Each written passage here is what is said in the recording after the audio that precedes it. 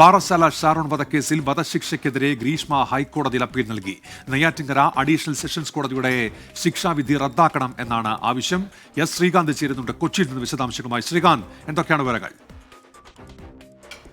ഏറ്റവും പ്രധാനപ്പെട്ട വിവരമാണ് ഇത്. അതായത് പാറശാല ഷാരോൺ വധക്കേസുമായി ബന്ധപ്പെട്ട് ഗ്രീഷ്മയ്ക്ക് വധശിക്ഷ വിധിച്ചിരുന്നു. ഇതിനെതിരെ ഇപ്പോൾ ഗ്രീഷ്മ ഹൈക്കോടതിയിൽ അപ്പീൽ നൽകിയിരിക്കുന്നു. അപ്പീൽ ഹൈക്കോടതി ഇന്ന് തന്നെ പരിഗണിക്കും എന്നുള്ളതാണ് ലഭ്യമാകുന്ന വിവരം. നെയ്യാറ്റിൻകര അഡീഷണൽ സെഷൻസ് കോടതിയുടെ ശിക്ഷാവിധി റദ്ദാക്കണം എന്നുള്ളതാണ് ഇവരുടെ ആവശ്യം. ഈ ശിക്ഷാവിധിയെക്കുറിച്ച് രണ്ടു തരത്തിലുള്ള അഭിപ്രായങ്ങൾ ആ ഘട്ടത്തിൽ തന്നെ ഉയർന്നു വന്നിരുന്നു. എല്ലാ ഭാഗവും കേട്ട് അതിനുശേഷമായിരിക്കും കോടതി ഇതിലൊരു തീരുമാനമെടുക്കുന്നത്. പ്രാഥമിക നടപടി എന്ന നിലയിൽ ഫയലിൽ സ്വീകരിച്ച് എതിർകക്ഷികൾക്ക് നോട്ടീസ് പോകാനാണ് സാധ്യത. എപ്പോഴാണ് ഇത് പരിഗണിക്കുക ശ്രീകാന്ത്?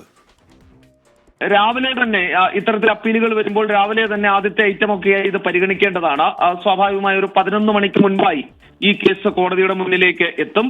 പക്ഷേ ഇന്ന് ഇതിൽ കാര്യമായ എന്തെങ്കിലും വാദമോ മറ്റു കാര്യങ്ങളോ ഉണ്ടാകാനുള്ള സാധ്യതയില്ല.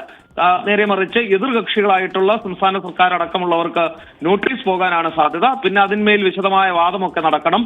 അതിനുശേഷമായിരിക്കും ഇതിൽ കൃത്യമായ ഒരു തീരുമാനം കോടതിയിൽ നിന്നും ഉണ്ടാകാൻ പോകുന്നത്. ഇതിനിടയിൽ വേണമെങ്കിൽ ഇവർക്ക് ജാമ്യത്തിന് വേണ്ടിയുള്ള ശ്രമങ്ങളും നടത്തുകയും ചെയ്യാം.